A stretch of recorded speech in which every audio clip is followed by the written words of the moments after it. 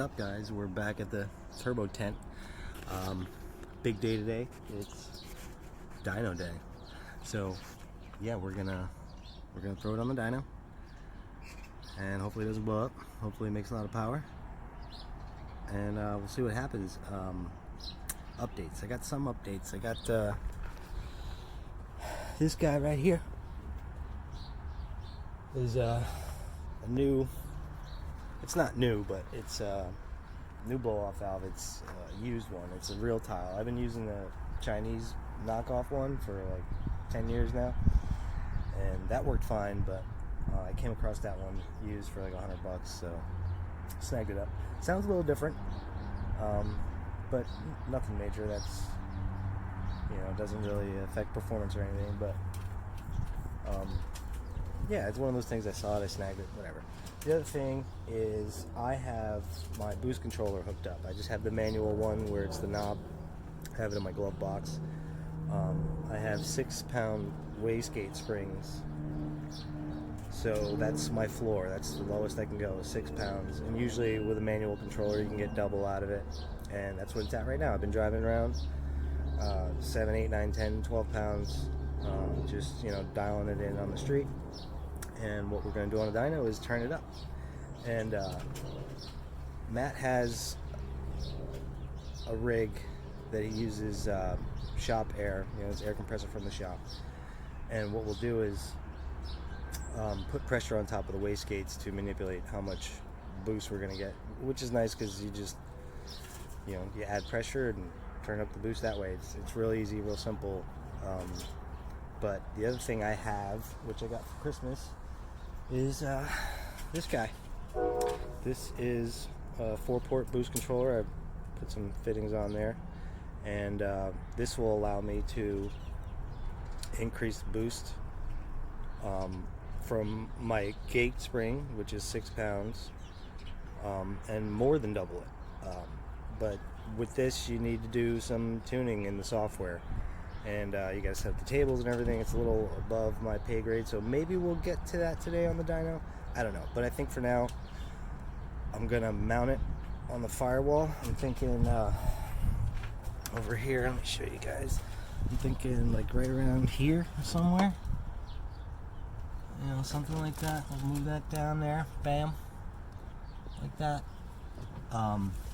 And as far as wiring goes, this is pretty simple. One wire goes to one of these pins here. This is the harness for the outputs and inputs on the Holly. So you wire one wire to that, and then you got to configure it in the software. And the other one should be a switched power source, which what I wanted to do was run it across over there. I have this little fuse panel guy, and I have that there for my fans and fuel pumps and stuff, but that's not a switch source. So maybe we'll just put it on there for today, and then I'll have to run something else that's key on, or maybe an actual toggle switch. And so yeah, we'll see how far we get today. At the very least, we're gonna put shop air on it and let it eat. My prediction: this motor's higher compression. It's the same turbo. I think last time we're running into back pressure issues where the turbine's a little on the small side for the power I'm trying to make and the cubic inches I have. It's only a 9689 turbine wheel on this turbo, so it might actually make less horsepower. I wouldn't be surprised if that's the case, if we hit that wall earlier, being that it's higher compression, there's more exhaust volume, so it may, or maybe it might, it should make more power than it did before on less boost, meaning before on 14 pounds it made X amount, this time it'll make more because of that compression. The other thing with the compression too, it'll help it spool. But yeah, this motor is 10.6, the last motor was 9.3. That's almost a 1.5 more compression. So yeah, we're gonna see what it does, and hopefully everything, you know, stays together, nothing dramatic happens, and yeah, I'll check back in a little bit.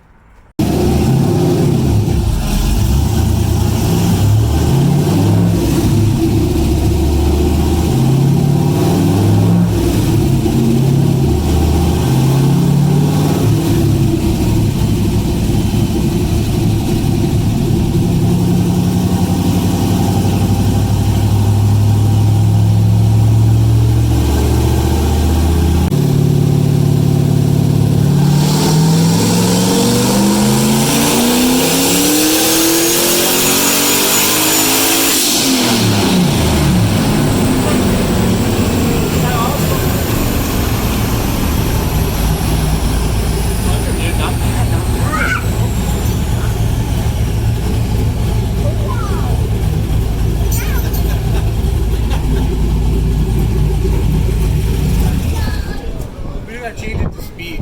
That just means the tack pickup didn't work. Remember? 100 horsepower.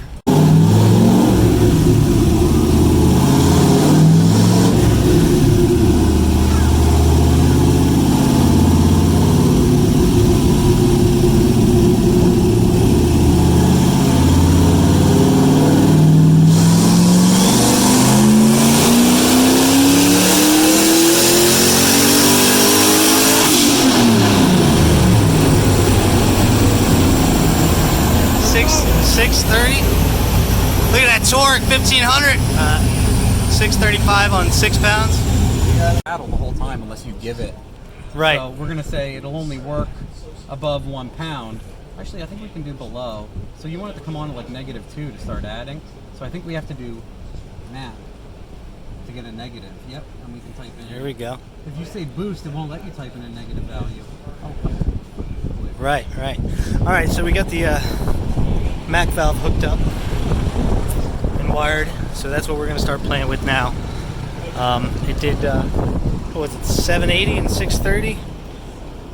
What did it do? 784 on 12 pounds and 635 on 6 pounds. Now, this is no timing in it or anything, but now we're going to start creeping up on the duty cycle of the Mac valve.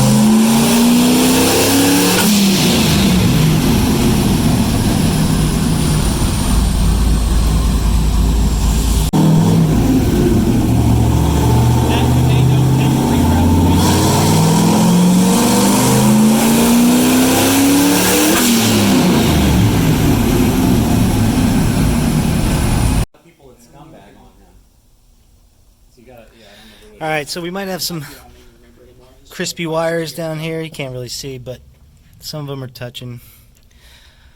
So we're going to make a couple more hits, see what happens. It's kind of stopped making power. So I'm pretty sure we got some burnt plug wires, but we'll have to get it up in the air and pull them, take a look at them. Yes, I have to jack my car up to change the spark plug wires. The coils are down below. And yeah, there's no getting to it from up top here. Alright, we're going to try 1 or 2 more times, see what happens. We're actually going to throw a little more boost at it. If it doesn't go up, then yeah, it's probably burnt spark plug wires.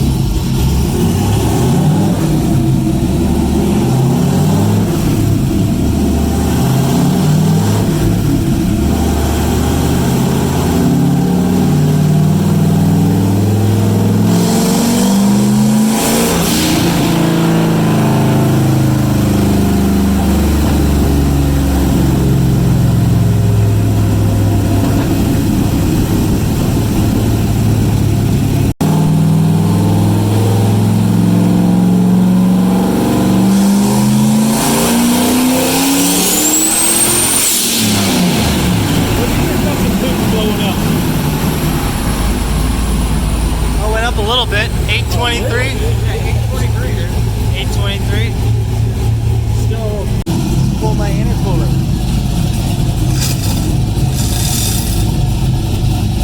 Alright. This might be the last pull. We're just trying to get the boost controller dialed in.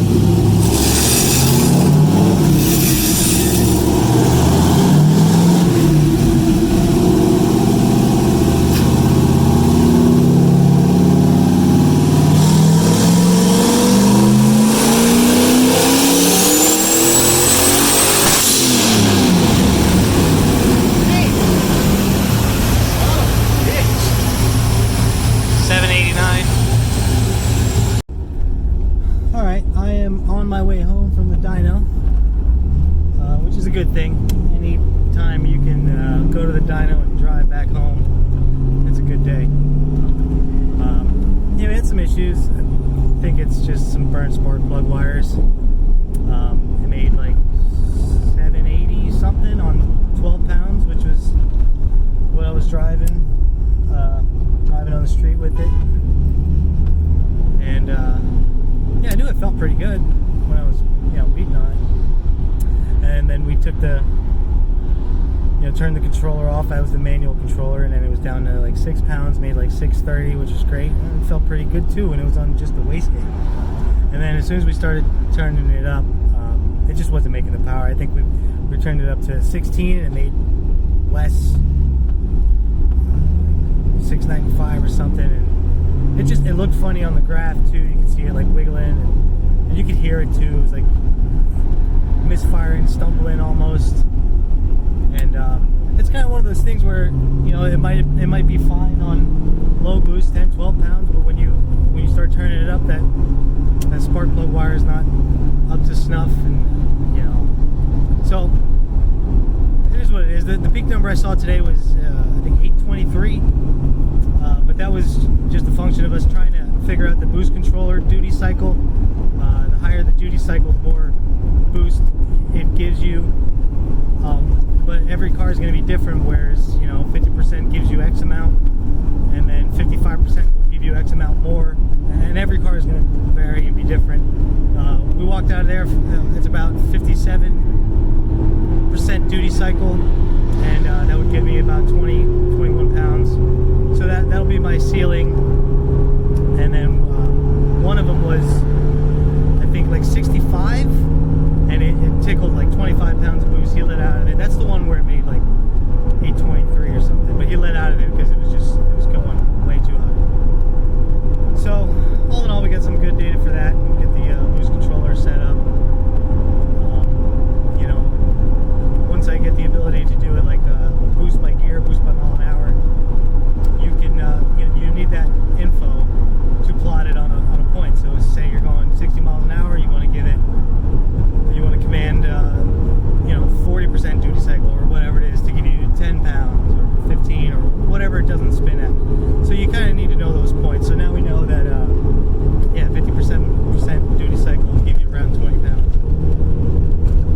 So yeah, all in all, not a bad day, not a great day, but yeah, like I said, any day you can drive the car home after a dyno is a good day.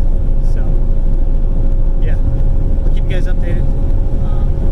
Get the car up in the air, check out those spark plug wires, and see what they look like. Alright, we're back at the turbo tent. Successful day, I'd say. Didn't blow up, so that's what I mean by successful. But yeah, the spark plug wires are probably burnt. So yeah, let me see if I can show you guys. You probably still can't see, but that one there might be touching. That one back there is definitely might be touching. Yeah, so I don't know, I plan on getting it up in the air and check out the spark plug wires, and if that's it, then maybe it's a simple fix. But yeah, overall, I mean, I'm happy it didn't blow up. But yeah, it's a start. None of this is easy. Like when you take a car to a shop and you drop it off and you pick it up, you know, you're not there to see the bullshit you got to go through. You know, there's always something. It's always something. And I'm happy it might be just spark plug wires. If it's not that, then I don't know. I have no idea what else it could be. But yeah, so that's where we're at. We'll check out the spark plug wires. If they're crispy, we'll make some new ones. Try and tuck them away from the exhaust.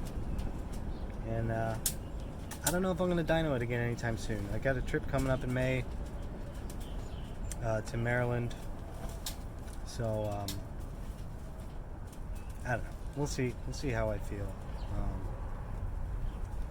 See how it runs. If it is the spark plug wires, and you know, and suddenly it feels like a monster, you know, after I fix that, then maybe my curiosity will get the best of me, and I'll want to throw it back on. But yeah, that's where we're at now. When I get a minute, I'll get the car up in the air and check the spark plug wires, and I'll check back with you guys soon. Later.